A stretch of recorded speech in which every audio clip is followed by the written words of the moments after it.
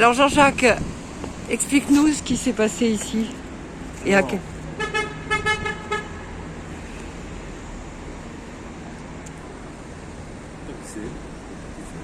Il y a quelqu'un qui te connaît là, oui, qui te fait signe.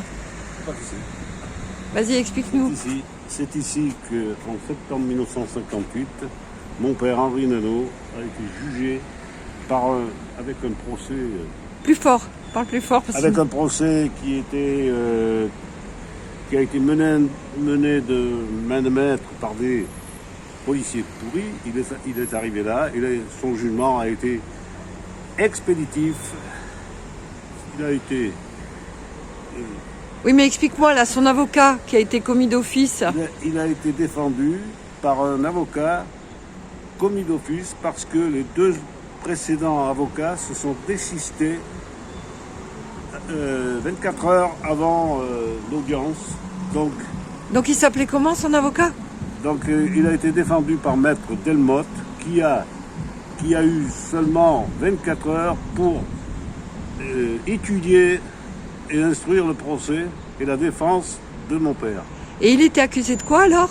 Il a été accusé d'attentat contre la personne de Marcel Champé, d'avoir fait exploser une bombe qui n'était qu'un vulgaire pétard qui a cassé 2 vitres.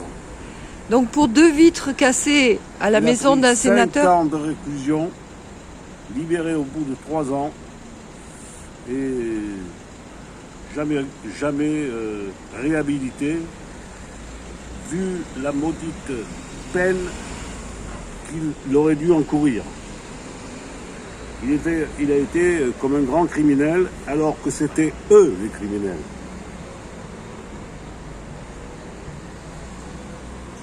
Voilà.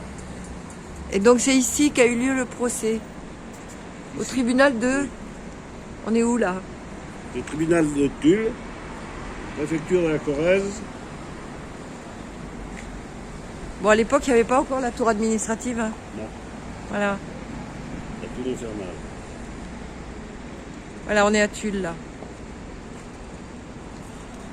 Voilà. Et qu'est-ce que tu aimerais, en fait, par cette vidéo? Qu'est-ce que tu aimerais que les gens qui voient cette vidéo, comment ils peuvent te soutenir?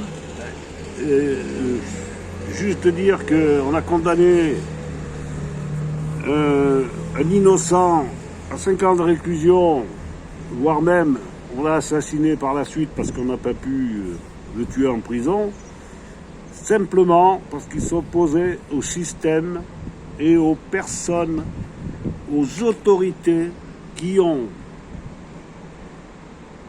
collaboré pendant la guerre, revenu au pouvoir,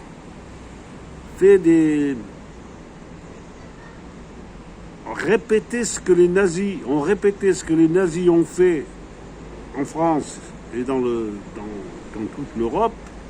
Tu veux dire que c'est important que les Français sachent que les anciens collabos, après la libération, ont fait des misères à tous les résistants. Et les policiers, qui étaient des GMR, des miliciens, ont postulé pour devenir policiers. Et après la guerre, on embauchait n'importe qui, même eux. Et ils étaient toujours commandés par des magistrats comme Delmas Goyon, qui était aussi un nazi quelque part. Voilà. Qui était le gars là, dont Champé, c'était qui? L'attentat là, c'était envers qui? Sous-secrétaire d'État à la guerre d'Algérie. Et comme mon père s'opposait à la guerre d'Algérie et aux tortures, il l'a dit trop tôt, trop fort. Voilà. Donc, et de plus, ton père, en fait...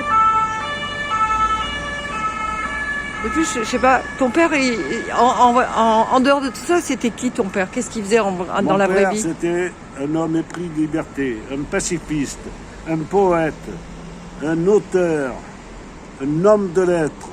Il était ami avec... Il était ami avec André Breton, le poète surréaliste qu'il a connu au régiment de Poitiers. Voilà. Voilà. Pourquoi on a condamné Henri Nano? Parce qu'il savait trop de choses.